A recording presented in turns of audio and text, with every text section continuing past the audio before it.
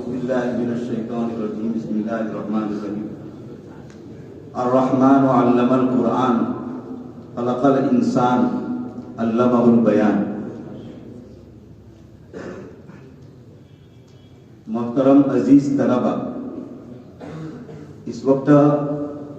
میرے مخاطب تم ہی ہو۔ قوت گویائی اور لطف یہ انسان کی خصوصیات میں سے اللہ تبارک و تعالیٰ نے انسانوں کے علاوہ مخلوقات میں کسی میں بھی یہ صفت پیدا نہیں کی۔ کلام پاک میں جہاں اللہ تبارک و تعالیٰ نے ارشاد فرمایا ہے وَلَقَدْ كَرَّمْنَا بَنِي آدم، اور اس کے بعد آگے ارشاد فرمایا وَفَضَّلْنَاهُمْ عَلَىٰ كَثِيرٍ مِّمَّنْ خَلَقْنَا تَفْضِيلًا۔ اس کی تفسیر میں مفسرین نے یہ لکھا ہے کہ انسان کی تخلیق میں بہت سے ایسے امتیازی اوصاف اللہ تبارک و تعالیٰ نے پیدا کیے ہیں کہ جن اوصاف کی بنیاد پر انسان کو فضیلت دی گئی ہے اور اس کو اشرف المخلوقات کا تاج کیا اس کے سر پر سجایا گیا ہے۔ ان صفات میں سے ایک سب سے بڑی صفت جو مفسرین نے لکھی ہے وہ قوت گویائی ہے، قوت نطق کا ہے کہ انسان کو اللہ تبارک و تعالیٰ نے بولنے کی ایسی صلاحیت دی ہے کہ جس کے نتیجے میں وہ اپنی معافی ضمیر کو اچھے سے اچھے انداز میں اور بہتر سے بہتر انداز میں لوگوں کے سامنے پیش کر سکتا ہے۔ آپ نے کبھی کسی جانور کو نہیں دیکھا ہوگا، کسی بیل یا بھینس کو نہیں دیکھا ہوگا کہ وہ کسی اسٹیج پر آ کر کے دھواں دار تقریر کرتی ہو یا کرتا ہوگا۔ یہ انسانی کی خصوصیت ہے کہ اللہ تبارک و تعالیٰ نے اس کو بہتر سے بہتر انداز میں کلام کرنے کا سلیقہ عطا فرمایا۔ اسی لیے کلام پاک میں سورہ رحمان کے آغاز میں اللہ تبارک و تعالیٰ نے انسان پر جو احسانات کیے ہیں، ان احسانات کی کیا ہے سلسلے میں ایک احسان کا یہ بھی ذکر کیا کہ ہم نے انسان کو قوت بیان اور قوت گویائی کیا ہے عطا کی۔ تو گویا قوت گویائی اللہ تبارک و تعالیٰ کی بہت بڑی صفت ہے۔ ضرورت اس بات کی ہے کہ ہم اس قوت گویائی کو بہتر سے بہتر انداز میں دکھائیں اور اس کو صحیح جگہ پر کیا صرف کریں۔ ہم بارہا تفسیر میں یہ پڑھتے ہیں کہ اللہ تبارک و تعالیٰ نے جب حضرت موسیٰ علیہ السلام کو نبی بنا کر کے مبعوث فرمایا اور ان کو یہ حکم دیا کہ فرعون اور اس کی قوم کے پاس جا کر کے رب کا پیغام سناؤ، تو اس موقع پر موسیٰ علیہ السلام نے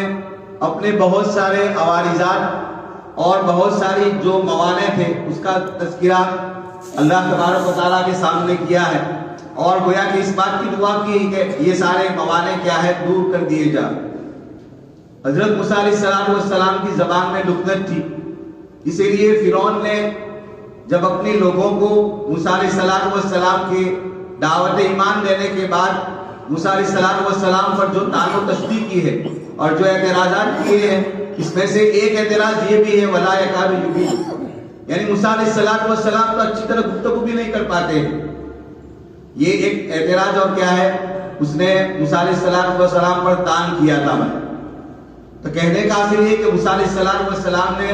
رب کے سامنے جو موانع پیش کیے تھے اور راہ تبلیغ کی جو مشکلات تھی اور رب کے سامنے کیا پیش کی اور یوں کہا کہ اس کو دور کر دیا جائے۔ اس میں سے ایک بات یہ بھی تھی کہ میرے بھائی ہارون کو میرا پشت بنا اور میرا معاون بنا دیا جائے، اور اس سلسلے میں انہوں نے اس کی وجہ جو قرآن میں موجود ہے وہ یہ ہے کہ واقعی ہارون ہوا افصح منی لسان، کہ میرا بھائی ہارون مجھ سے زیادہ فصیح اللسان ہے، لہذا آپ انہیں پیغمبر بنا کر کے میرا معاون بنا دیجیے۔ چنانچہ رب تبارک و تعالیٰ کی طرف سے یہ درخواست قبول کر لی گئی۔ گویا قوت گویائی کے بعد قوت گویائی میں فصاحت لسان یہ واقعی میں ایک ایسا وصف ہے کہ جو کیا ہے مطلوب ہونا چاہیے اور جو ہمارے پیش نظر رہنا چاہیے۔ اسی لیے موسیٰ علیہ السلام نے جب کیا ہے یہ درخواست کی تو اسی کا ذکر کیا کہ میرا بھائی ہارون مجھ سے زیادہ کیا ہے صاف اور رواں گفتگو کرتا ہے اور میرے اندر یہ صلاحیت نہیں ہے، میری زبان اٹکتی ہے، لہذا تم ان کو میرا معاون بنا لیجیے۔ چنانچہ رب تبارک و تعالیٰ نے ان کی یہ دعا کیا ہے قبول کی۔ کتابت کے 3 بڑے میدان ہیں جس میں آدمی کیا ہے اپنی کتابت کے جوہر اچھے سے اچھی طرح سے دکھا کر کے دین اور ایمان کی بہت بڑی خدمت انجام دے سکتا ہے۔ ایک سب سے بڑا میدان ہے دعوت اسلام، اور یہ غیر مسلمین میں اور امت دعوت میں دی جائے گی۔ اس سلسلے میں اگر آدمی کیا ہے اچھی طرح بولنے کا سلیقہ رکھتا ہے، اس کے پاس قوت گویائی ہے، قوت کتابت ہے، تو اس قوت کتابت کے بلبوتے پر وہ بہتر سے بہتر انداز میں اسلام کی ترجمانی کر پائے گا۔ اور غیر مسلمین میں کلام پاک کیا ہے، اللہ کے رسول صلی اللہ علیہ وسلم کی رسالت کیا ہے، اور اسلام کی کیا ہے بہترین احکام اور قوانین کیا ہے، اس کی صحیح طرح سے وہ ترجمانی کر کے بہت سے لوگوں کو اسلام کے قبول کرنے پر کیا ہے آمادہ کر سکتا ہے۔ کتابت کا دوسرا میدان ہے اصلاح امت کا، کہ جو لوگ پہلے سے مسلمان ہیں یا مسلمان ہو چکے ہیں وہ بھی آئے دن دنیا کے ماحول کے اعتبار سے دین سے دور ہوتے جا رہے ہیں، تو ضرورت اس بات کی ہوتی ہے کہ ان کو اسلام اور اسلامی احکام سے قریب لایا جائے۔ تو یہ بھی کتابت کا ایک بہت بڑا میدان ہے۔ عام طور پر مدارس میں اور مدارس سے باہر مسجدوں میں اور بہت سے کیا ہے مجالس میں یہ خدمت سر انجام دی جاتی ہے، اور علماء کیا ہے بارہا وقتاً فوقتاً جیسی جہاں ضرورت پڑتی ہے اس کے مطابق لوگوں کو اور مسلمانوں کو اسلامی کیا ہے قوانین اور احکامات کی جانب، اور جو کیا ہے احکامات ان کی زندگی سے چھوٹتے جا رہے ہیں ان کی جانب کیا ہے دوبارہ بلا کر کے ترغیب دلائی جاتی ہے، اور ان کو دوبارہ کیا ہے اسلام کے ان احکام کو تھامنے کی کیا ہے کوشش کی جاتی ہے۔ تیسرا کتابت کا سب سے بڑا میدان ہے وہ ہے دفاع اسلام کا، کہ آئے دن ہم دیکھتے ہیں کہ بہت سی اسلام دشمن طاقتیں اور بہت سے نام نہاد جدید تعلیم یافتہ مسلمان بھی اس میں شانہ بشانہ شریک ہوتے ہیں، کہ آئے دن کلام پاک پر، نبی کریم صلی اللہ علیہ وسلم کی ذات اقدس پر، اور اسی طرح سے اسلام کے بہت سارے قوانین اور احکامات پر نت نئے اعتراضات کرتے رہتے ہیں۔ تو اس موقع پر اس بات کی ضرورت پڑتی ہے کہ ہم مسلمان جن کو اللہ تبارک و تعالیٰ نے خصوصی طور پر علم اور قوت گویائی سے نوازا ہے وہ میدان میں آوے اور اسلام کا صحیح طور پر دفاع کرے۔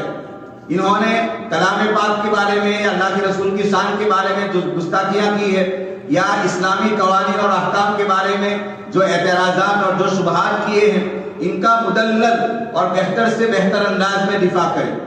تو یہ 3 میدان ایسے ہیں کہ ان تینوں میدان میں ہمیں قوت کتابت کی ضرورت پڑے گی۔ اس چہار دیواری میں رہ کر کے ہم اپنی صلاحیت کو جتنا زیادہ پروان کیا ہے چلا سکے تو پروان چلانا چاہیے، مطلب اس لیے کہ فراغت کے بعد ہمیں ان تینوں میدان میں سے کسی نہ کسی میدان میں، یا اگر کسی کو اللہ نے بہت بڑی صلاحیت سے نوازا ہے تو وہ تینوں میدان میں کیا ہے اپنی اس قوت کو استعمال کر کے اور اس خدمت کے ذریعے اسلام کی اور مسلمانوں کی بہت بڑی خدمت کا انجام دے سکتا ہے۔ دوستو، نبی کریم صلی اللہ علیہ وسلم نے ایک مرتبہ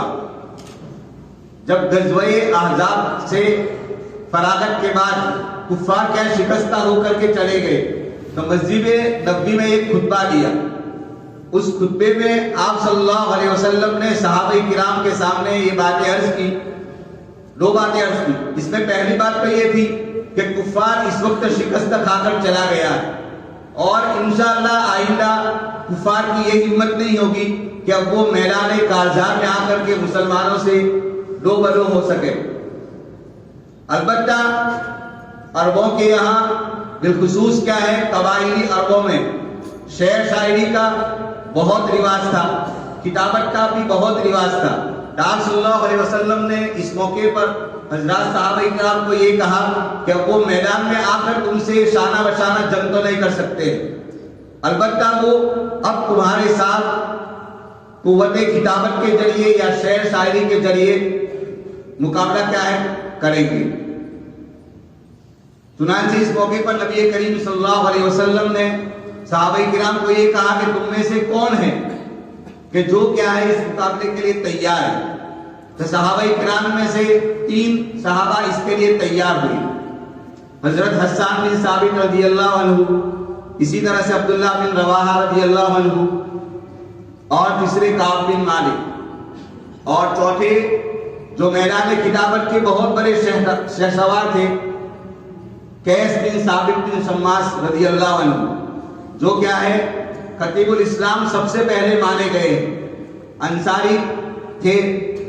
اس بنا پر ان کو خطیب الانصار بھی کہا جاتا ہے۔ تو یہ 4 آدمی اس وقت آمدہ ہوئے اور آپ صلی اللہ علیہ وسلم کو یہ کہا کہ اب ہم کیا ہے کفار کی شعر شاعری کا یا ان کی کتابت کا کیا ہے ہم جواب دیں گے۔ چنانچہ ایک موقع پر بنو تمیم جو عرب کا بہت مغرور قبیلہ تھا اور ان کو اپنی فصاحت و بلاغت پر اور قوت کتابت پر بہت ناز تھا، مدینہ میں نبی کریم صلی اللہ علیہ وسلم کے پاس آتا ہے۔ ابھی وہ مسلمان نہیں ہوئے تھے، مسلمان ہونے سے پہلے باقاعدہ انہوں نے اپنے ایک آدمی کو کتابت کے جوہر دکھانے کا حکم دیا، اس نے اپنے کیا ہے کتابت کے سارے جوہر دکھائے، اور کسی آدمی نے اپنے کیا ہے اشعار پیش کر کے اپنی مطلب کیا ہے شاعری کا ذوق کیا ہے دکھایا۔ نبی کریم صلی اللہ علیہ وسلم نے حضرت حسان بن ثابت کو اور حضرت عبداللہ بن رواحہ کو حکم دیا، چنانچہ اس موقع پر ان دونوں صحابہ نے اسلام اور مسلمانوں کی کیا ہے ترجمانی کرتے ہوئے اتنے بہترین اشعار پیش کیے، اور حضرت قیس بن ثابت رضی اللہ عنہ نے اپنی کتابت کے اتنے اچھے جوہر دکھائے اور اس میں اسلام اور مسلمانوں کی بہتر سے بہتر کیا ترجمانی کی۔ تو اس موقع پر بنو تمیم کا سردار اس بات کا قائل ہو گیا، اقرع بن حابس رضی اللہ عنہ بعد میں مسلمان ہو گئے تھے، انہوں نے اس بات کا اعتراف کیا کہ تمہارے شاعر بھی کیا ہے ہمارے شاعر سے بڑھ کر ہے، اور تمہارے خطیب بھی ہمارے خطیب سے کیا بڑھ کر ہے، اور پھر اس کے بعد انہوں نے اپنے کیا ہے مسلمان ہونے کا اعلان کیا۔ تو کہنے کا حاصل یہ ہے کہ یہ میڈیا وار کا زمانہ ہے مطلب، اور یہ میڈیا وار اللہ کے رسول کے زمانے سے چلا آ رہا ہے۔ ہمارے زمانے میں بھی انٹرنیٹ اور دوسرے مطلب ذرائع ابلاغ کے واسطے سے اسلام اور مسلمانوں کے خلاف بہت کچھ زہر اگالا جاتا ہے۔ آئے دن نو نہاد بہت سے لیکچرار ایسے ہوتے ہیں کہ جو اسلام اور مسلمانوں کا نام لے کر کے بہت ساری باتیں کرتے ہیں مطلب، اور بھولے والے مسلمانوں کو اپنے دامن فریب میں لے کر کے ان کو صحیح عقائد سے اور صحیح کیا ہے اسلامی تعلیمات سے دور کرتے جا رہے ہیں مطلب۔ تو ایسے موقع پر ہمیں خصوصی طور پر اس بات کی ضرورت ہے کہ ہم اس 4 دیواری میں رہ کر کے اپنی اس قوت کو اور کتابت کو کیا ہے پروان چڑھائیں، اور بہتر سے بہتر انداز میں ہم اسلام کی صحیح ترجمانی فراغت کے بعد کر سکے، اس کے لیے اچھی کوشش کریں مطلب۔ اس کے لیے یہ بھی ضروری ہے کہ ہم اپنی درسی جو کتابیں ہیں اس میں بھی دل و جان سے محنت کریں مطلب۔ پچھلے کچھ سالوں سے ہماری یہ عادت بہت خراب ہو رہی ہے مطلب، بہت دکھ ہوتا ہے کہ ہم جس مقصد کے لیے ادارے میں آئے ہیں اس مقصد سے ہم بہت کوسوں دور جا رہے ہیں مطلب۔ تو ضرورت اس بات کی ہے کہ ہم اپنی تعلیمات میں کیا ہے خوب سے خوب محنت کریں، اس لیے کہ وہی خطیب میدان کتابت میں کامیاب ہو سکتا ہے جس کے پاس قرآن و حدیث کی صحیح تعلیمات ہو، اور قرآن و حدیث کا صحیح مواد کیا پیش کرنے کا دھنگ اس کے پاس ہو۔ اب اگر ہم نے قرآن و حدیث کے پیچھے صحیح محنت نہیں کی ہے تو ظاہر بات ہے کہ ہمارے پاس قوت گویا ہی ہوگی، لیکن صحیح بات اور مدلل بات ہمارے پاس یا مستند مواد ہمارے پاس نہ ہو سکنے کی بنا پر ہم صحیح طور پر اسلام کی ترجمانی نہیں کر پائیں گے۔ اس لیے ضروری ہے کہ ہم اپنی درسی کتابوں میں بھی خوب سے خوب محنت کریں، اور اپنے خارج اوقات میں اپنی قوت کتابت کو بہتر سے بہتر کرنے کی کیا کوشش کریں۔